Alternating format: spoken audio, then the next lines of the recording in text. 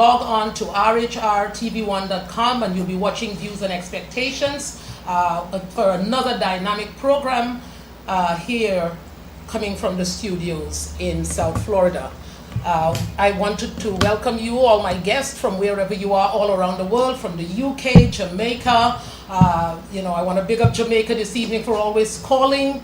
And with any questions that you may have, I just really want to thank you for the support that you've been giving from the UK, from Africa, from Cayman, from the Bahamas, all around, in Canada where you're watching. Welcome again to Views and Expectations. We have been really tackling some tough topics, tough in the sense that they're informative, but they were intended to, and I am glad that they did cause many to have a reality check. By all the post-airing views that we are getting on the segment, we know that the interest is stirred. There are some programs that were done 3 weeks ago, 4 weeks ago, and the numbers are still going up. It tells me that you really have hooked in on those issues pertaining to legal literacy, on the home invasion and the carjacking. There are many other topics that can be discussed, but I'm glad that we were able to get into your consciousness and to stir your minds to begin to check the things that should be important and vital to a healthy and vibrant community.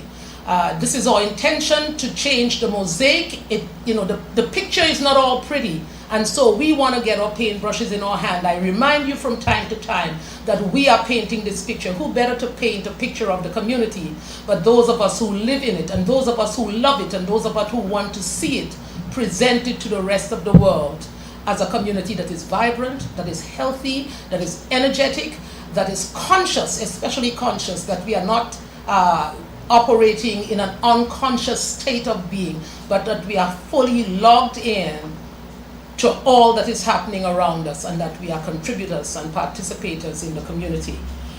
This evening I have in the studio with me Mr. Bevan Duke Earle. Yes, indeed, that's correct. I've got that right. Mr. Bevan Duke Earle, known as the Duke of Earle, and he's going to, well, first of all, let me just welcome you to Views and Expectations, and welcome you to this wonderful online experience that we're going to have tonight. I promise you very it's going much to be for your invitation. And just tell the people a little bit about yourself. I know many people may know you, but in a different light, but go ahead and tell the rest of them. Well, I'm a Jamaican by birth, a naturalized U.S. citizen, and I'm from the western part of Jamaica, Montego Bay to be exact. And been here doing a radio. I also tried television too, newspaper, which I still have been going very strong for me. I've been a community activist, and I'm kind of okay doing both newspaper and radio. You feel comfortable? Yes, Hot Talk, one of the programs that have been addressing the issues that are really a part of our community that we lived in and where we work day by day. And so I'm happy to see you here, really helping me out to some of the issues that I've been addressing over the past years. And so, I didn't even know that something like this existed. Wonderful. So I'm so happy to be a part here tonight. Maybe we can get more people to be interested and know that radio and TV and newspaper, like my newspaper, the Caribbean Voice, is really going out there. I put myself on a limb as one of the persons that is very vocal on issues that have been affecting my community, and I will continue to do so. Wonderful. I just love the community activist part of it. But tell me, where did the name, how did it evolve? What's the evolution of that name? The name Duke is from a little boy growing up. My mother gave me that name. My last name is Earle, so Duke of Earle. The F comes in, which I had a football team in Jamaica for many years, a Division I champion team. I had a dog, a German Shepherd dog. Duke. Name Duke? Yes. Most of the things that I do, Duke, very successful name, and I kept it continuous. And I brought it here with me, and it's been doing good for me.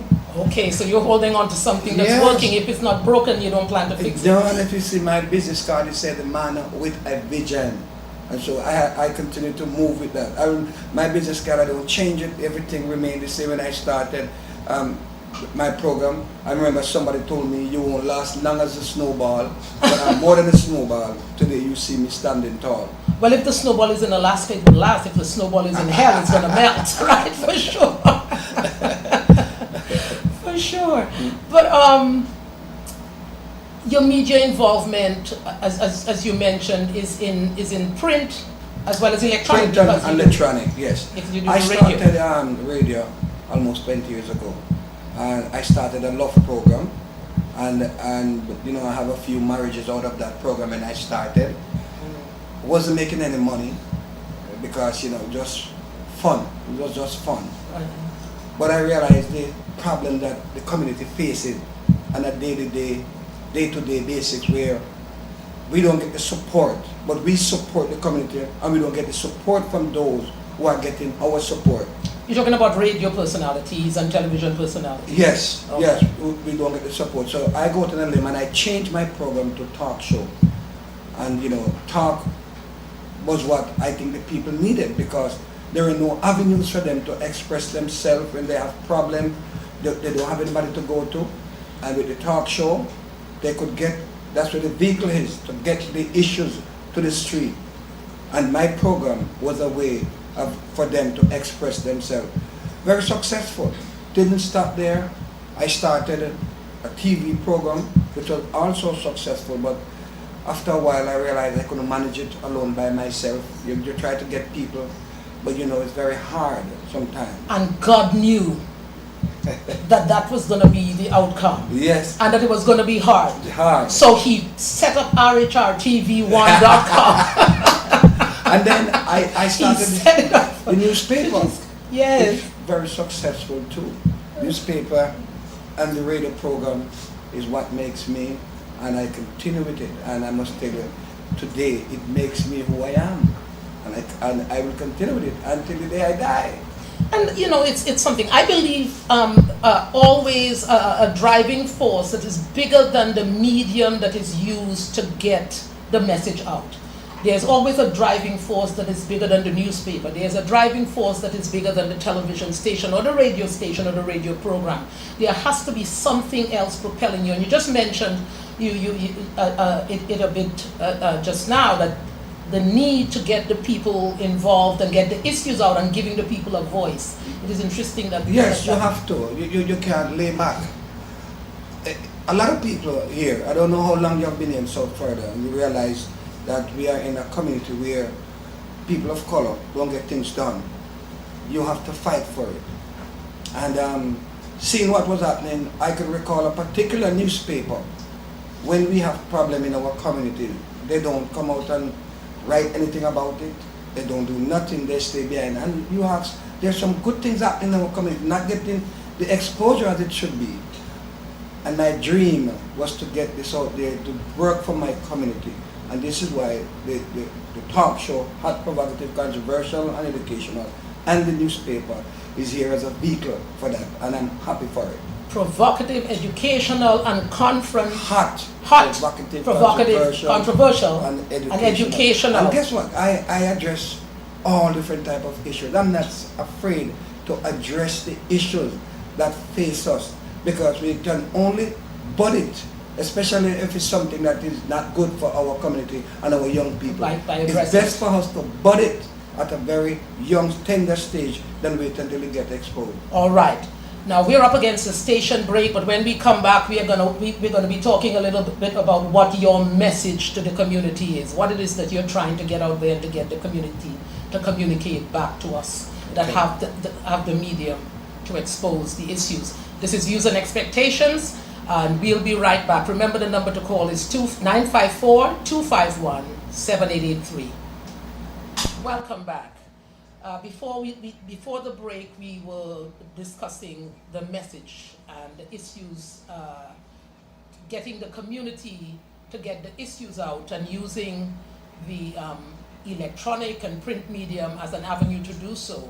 and at the same time expecting that the community would support news media, entertainment media, whatever it might be, that they would support the organizations, the structures that are out there to get the news out.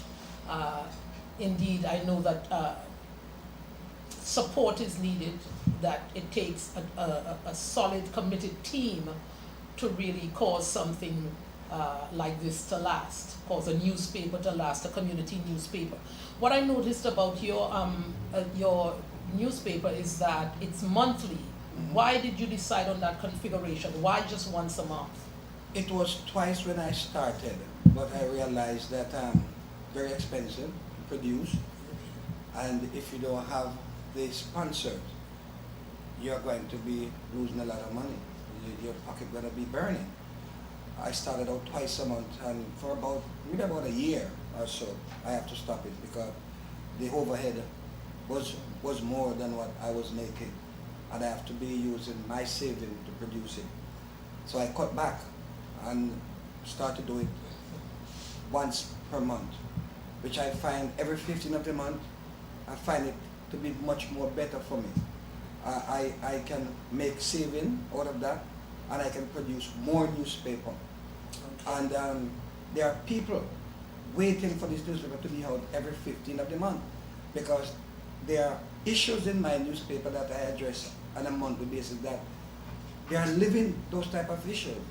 And we're going to get to one of those, because one of those just really caught my eyes. Really caught my eyes. But what I want to find out is because it's something I have been thinking about for a while, wondering where are the hot spots in terms of the Jamaican diaspora, especially the North American aspect of the community. I noticed that you have a representative in Jamaica. Mm-hmm. Obviously, there's a representative here in South Florida, and you have one in New York. Yes. Why New York? I can understand Jamaica Because and you're here, but why New York? New York have another large Jamaican population there, and also Atlanta too. I have someone in Atlanta too. Okay. So I try to touch the areas where we have a lot of Jamaicans are living and need to know what is happening back home, and even here in South Florida. So that's one of the reasons why I do that. Okay, so it has to do with the population density. Yes. Now, I was sort of figuring maybe it's because that's where news is taking place. You know, you can have a few Jamaicans in a place, but a lot of news is coming out. A lot of newsworthy things are coming out of, an area where the concentration of Jamaicans are not that great.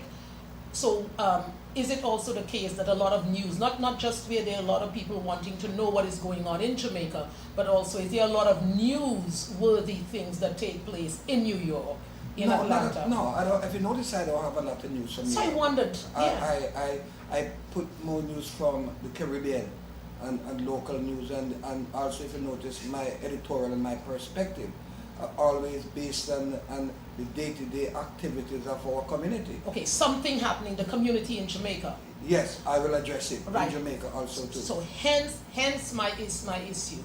When you point out something that is happening in Jamaica, what is your expectation when someone in South Florida reads about it, when someone in Georgia reads about it, when someone in New York reads about it? Because I have a topic, I have something that I'm going to ask you about. We are watching, not only Jamaicans that are, feel about what is happening there, that lives there. We in the diaspora want to let them know that we have a talk in Jamaica. I'm investing my business in Jamaica, I pay taxes in Jamaica, and so I'm a Jamaican by birth, so I must have my touch back with Jamaica. Okay, so you want to be in touch, so that's the bridge building that you're doing. Mm-hmm.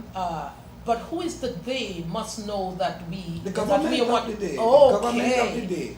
Most of my message that I send out is the government of the day, that I want to let them understand that I personally, and the people here, I, the Duke of Earle. yes, was watching them. Yes. When they know I don't play. All right. I don't play with them. I'm happy they have me to interview me, because many politicians free to come to me. They are scared because they don't know what I might ask them. Well, here, listen, because I've been dabbling for But a while. don't think I'm going to be a politician. Oh no, we I will never enter into that field. No, but some of us have to not be in order to keep the politicians straight. Well, you know something, growing up, I have that mind that I will be a politician. But looking into today's world and what is happening and the way politicians behave, there's two things that my mother used to tell me not to do. Don't be a crook. And you must speak the truth. And you'll find most politicians don't speak the truth, and you know, and they use their hand double in things that they're not supposed to do. So are you saying that all politicians are liars and thieves? Most politicians are liars. Most of them, they speak to three. There are three tongues. There are three tongues. One to the corner, to the left, one to the right, one in the middle. And they speak. They tell you what you want to hear.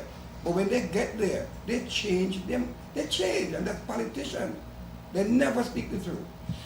Could it be that we make promises? Because and this is a wonderful segue and a lead into this topic that I have. Could it be that people make promises, and it seems simple to make promises, but when it comes time to deliver, when they've now been elected to office and they get into the seat and they realize that they have to get cooperation from different avenues and from different groups and sectors of the society and government itself, could it just be that they find out then that they cannot deliver as easily as it was for them to promise? No, a lot of them can deliver. Okay. Honesty is what they don't have in them. Honesty. And that is the word that they need to look at, the word honesty. They are not. They have the opportunities, they have all of it, that they could make amends to some of the things. It's like looking today where I saw a particular opposition leader is saying to the Prime Minister, I won't talk to you about garrison until you make changes in the community.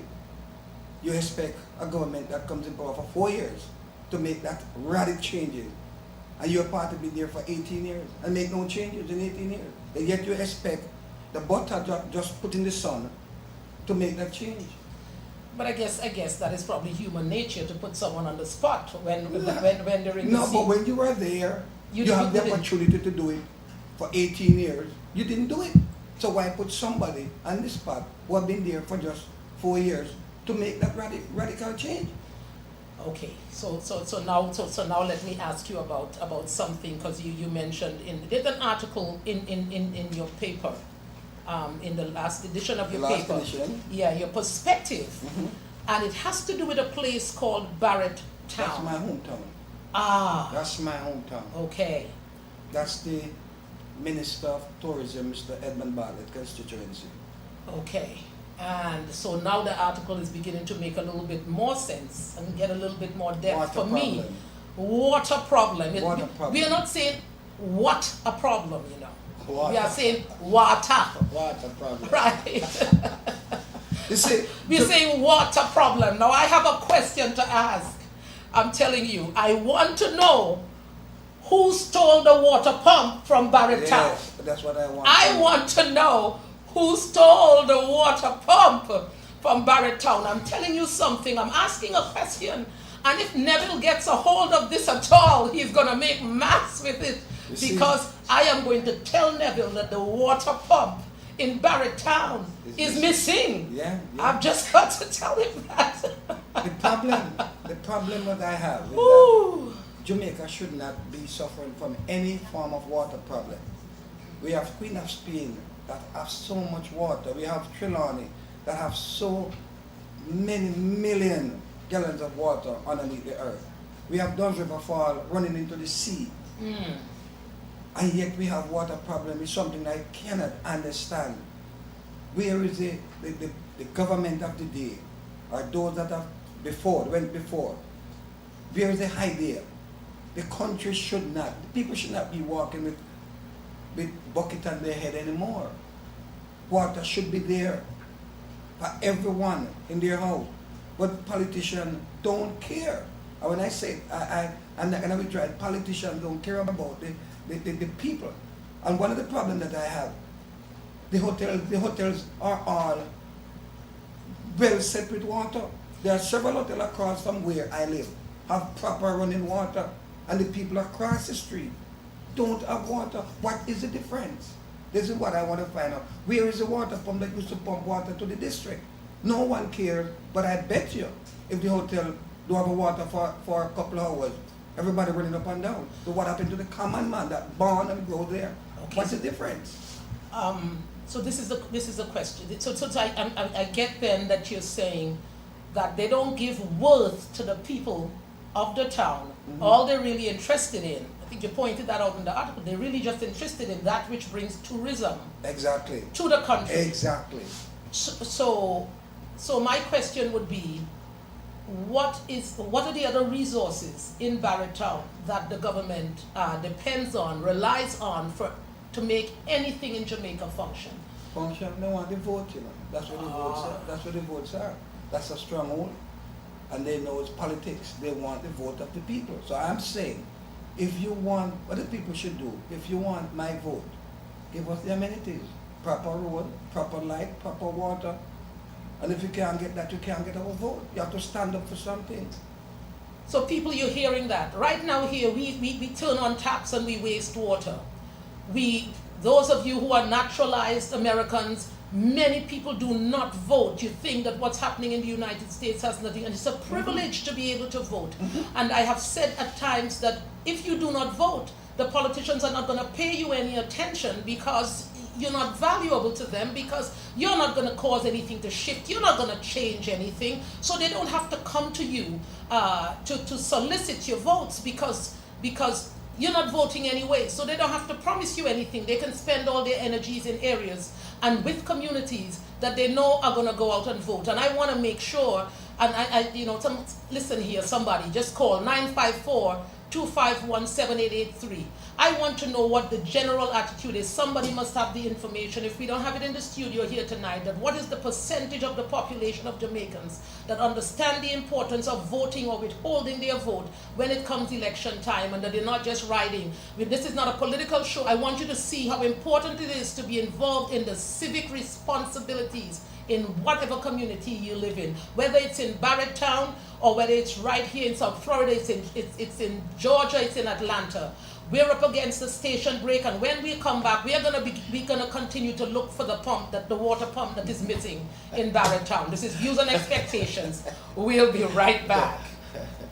We're back, and we're right in the middle of Barrett Town, discussing the issues of the missing water pump. And I believe, talking about pumps, I saw Neville pushing a bicycle that had no air in the tire. It must be that someone stole Neville's pump. It must be something that people have. Maybe that's it. Maybe Neville is from Barrett Town. A missing pump. Bicycle can't have air in the tire. No water flowing to the people in Barrett Town. Mm-hmm. But on a serious note, I love Neville, you know. But on a serious note, we are talking about people, the voice of the people. We really, at a time, you know, when you wrote that, what I found interesting that you said, when a nation cannot provide adequate drinking water, and you said when it cannot provide, but as I read the article, I said no. I said it's not that it cannot. I'm wondering if, you know, and as you're talking now, I realize that that you're saying really that the will to do it is not there. That's it. That's what I'm talking about. The will to do it. The political will is not there. Everything is there, set for them to just move it. Just do what they have to do. Water is there. But they're not making, you know, and this is not yesterday or today, it's a long time. You said 50 years. 50 years since independence, we just people still carrying water on their head. And we have proper water infrastructure set up in other areas. Why can't the common man get the water like anybody else? So, but what community organizations, for example, are set up? What kind of community organizations are set up to help to rally the voices of the people so that they can make some kind of a representation to the powers that be? You see, the problem is when it comes to Jamaica and have organization that will ever go there and stand up and face the government. They don't last too long. Politics control. Politics is what run things in Jamaica. Anything you're gonna do is politics. Anything you're gonna do is politics, and politics can make a lot of things. So what hope do we have? What hope do we have for any change to take place if, when the community gets together, the organizations somehow are forced out of business? Can you repeat that again? What hope is there for change if you have community organizations to come together and you know the reason why we can't get any change is because we are divided. Politics is what divides us. Two-party system. The two-party system is what divides the country. So you just can't get anything done because division. When one is in power, one will say, I will make change, but there's no change. The other comes the same thing. The fight begins. Those who wear the green against those with the orange and green. But then that suggests then that that the voters don't seem to be sophisticated enough to realize that government after government is going to continue to do the same thing. We are not united. We are divided. We are so divided that we can't come together. We can't. But I would imagine that would be true for any country. That would be true for any country that you have. Maybe it may not be a two-party system. It may be three. It may be open to all kinds of parties developing, being formed. Like here we have now this Tea Party movement, but the voters, the electorate, must be then educated. Is what you say. Still need to be educated as to how things work. Yeah. Because if you're gonna vote in, if you're gonna elect people, that we know why it is that we can't begin to sensitize the ear of the electorate to realize that when politicians are talking, as they say, with the three tongues that they have from the left, the right, and the center. Why can't they be sensitized to those realities, to help in the process and to cause them to make some significant statements with their votes? Some significant, because then they'll have to speak with their votes. People are scared, When people are getting handout, people control your movement, people control your kitchen. You have to do what they say. A lot of people, they live on handout. And so they are scared to speak out because they might go to bed without a dinner. You see, and this is what I've been saying, people. I spoke about the personality of a community, and I say that people have personalities, but a community also has a personality. And this is one of the things that we address in terms of the kind of abuses that take place within families when the uncle or the cousin or the father might be abusing the children or abusing the mother, and godparents, but because they are bringing a goat from time to time or they're bringing some grocery, yes. then the person, when the children are reporting to the parents, they don't get the support that they expect because they do not want to stop the flow of the handout that is coming in to feed the mouths. And so the community now, you're telling me, looks just like some of the families that are suffering from that kind of abuse. That is exactly what I'm saying. And that speaks volumes to the fact that changes have to take place. I mean, we're using Barrett Town as an example. You see that there is water everywhere. I come from a place in Canada where water flows. My gosh. We just have water. So many things are driven by water. Electricity, driven by water. And you're telling me that there is enough water in Jamaica to be channeled if the energy would have put into harnessing this water and sending it and distributing it to the people that are in need. Yes. And as long as it's not bringing in an immediate dollar, because tourism, obviously the tourism industry, and we understand that the tourism industry is important to Jamaica, there's no question about it. But if you can't take care of your people. But if you cannot take care of your people. How are you going to take care of tourism? But you can take care of it by ignoring the people, and you take care of the tourism, because that's what's bringing in the immediate dollar. listen, if you didn't write this article, I wouldn't know anything about Barrett Town. And as much as I've been around places in Jamaica, I wouldn't know about Barrett Town and what's going on in Barrett Town. Barrett Town is a corridor, the beginning of the hip strip to Montego Bay. Barrett Town is located between about 4 to 5 hotels. You have the Iberia Star 1, 2, and 3. Okay. You have the Hilton Hotel. You have Sea Castle, right across, right in that neighborhood. And you have one of the biggest conference centers that the Chinese have just built for millions of dollars. You have the Great House right there. Okay, so let me ask you something. What is the employability situation for the people in Barrett Town? Do you have an idea of how many people that live in Barrett Town actually get employment by all of these big institutions that you mentioned? The older folks might be getting 1 or 2 jobs there, but the younger folks, there's no opportunity for them, because most of these young men are drop out from school.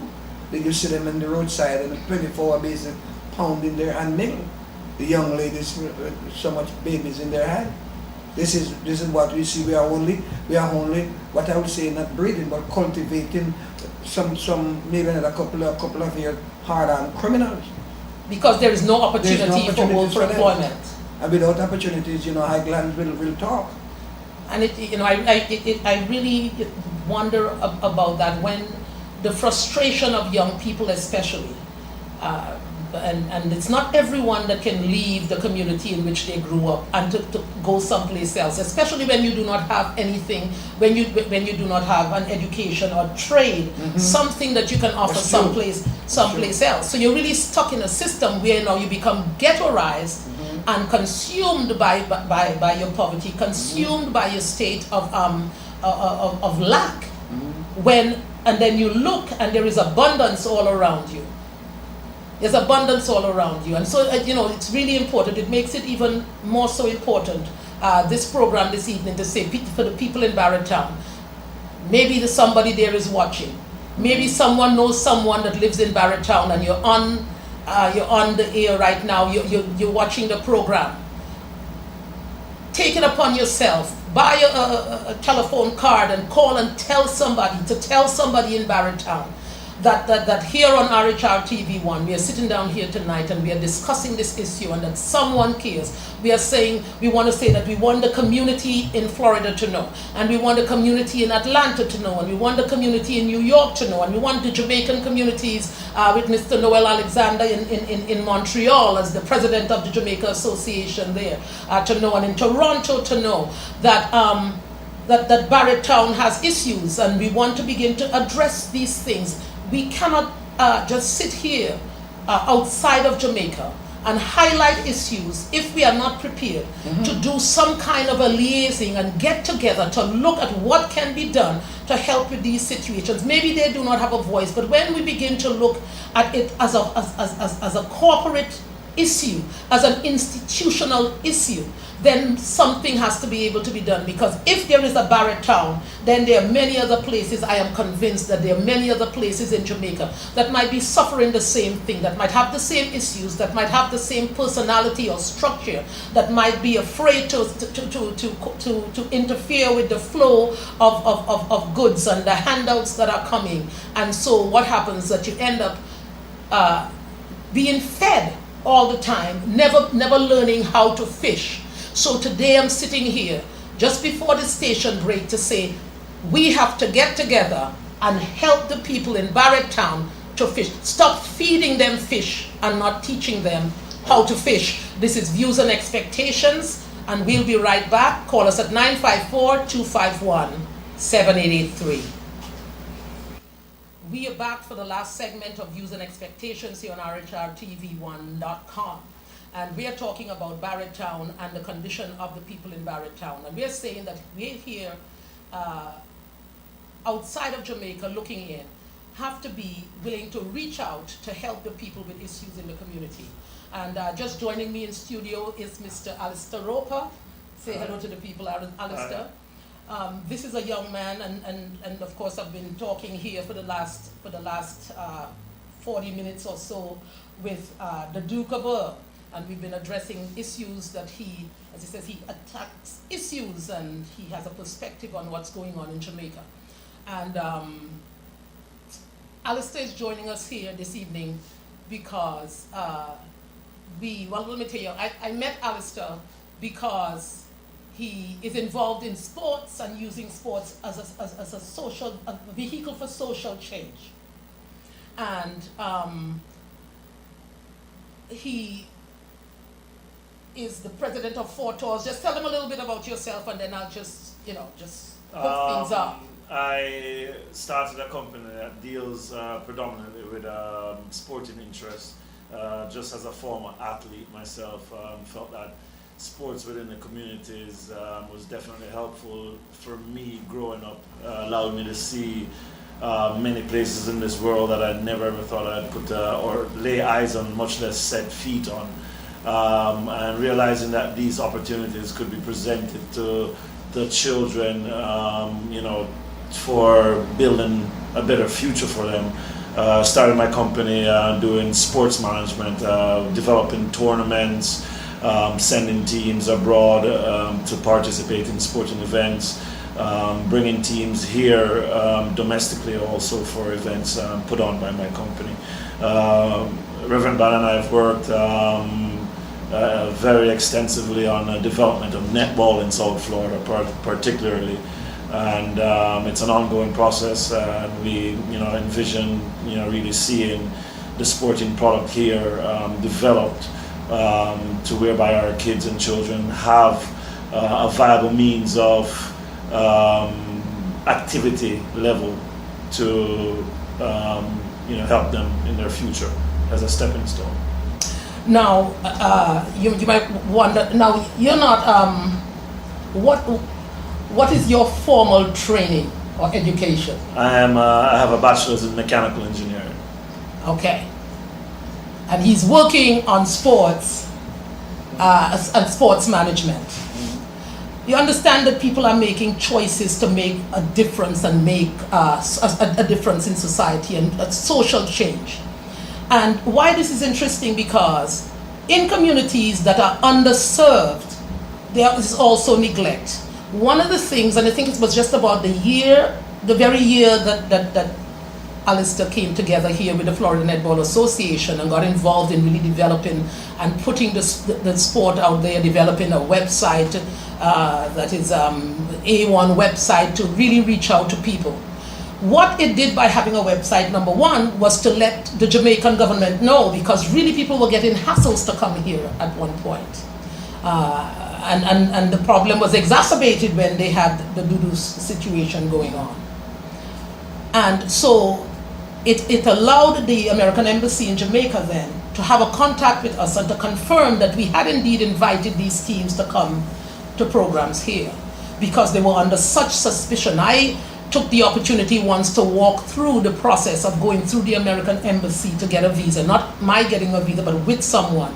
And I came out feeling sick at the way in which people were handled.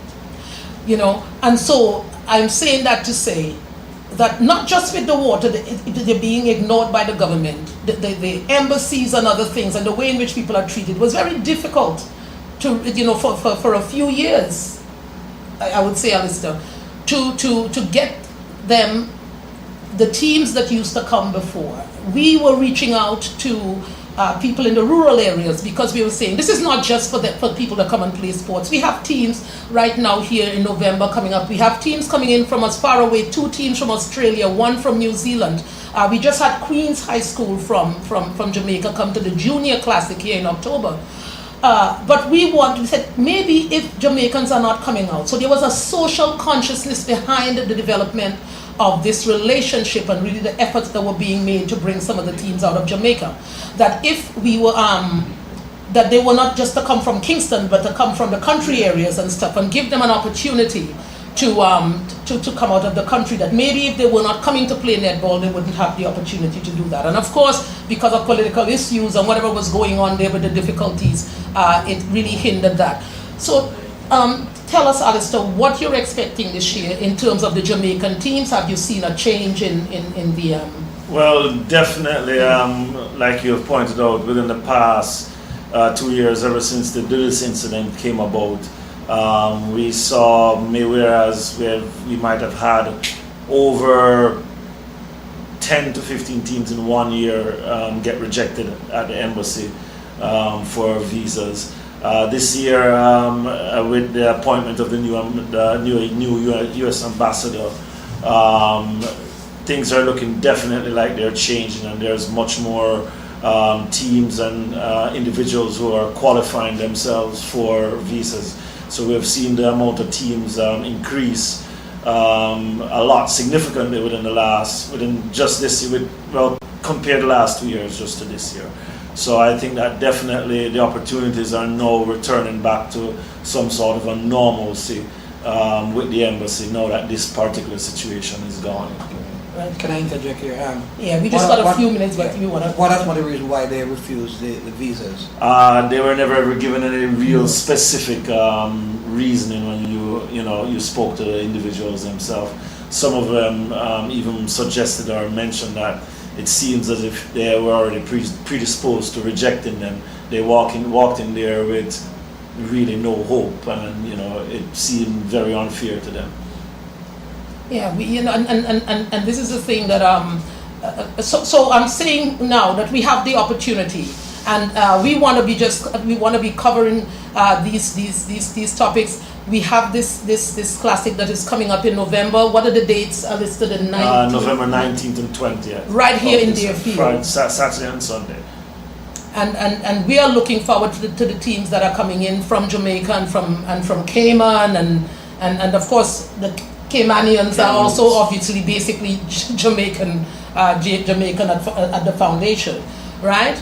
And I'm saying this right here just before we wrap up this program, that in places like Barrett Town and in places like August Town and wherever there are young, especially the high school kids, we're encouraging you here to help with these teams that might have difficulty. They might just have what it takes to get here and not be able to really stay in the hotels and whatever the case might be. We're appealing to you to make yourselves available so that we can work with you in the years to come to be a host family, so that when the junior schools come in, the high schools come, that they have some place to stay. So just hotel accommodation and food does not stop them from getting an opportunity to come here and experience a different reality.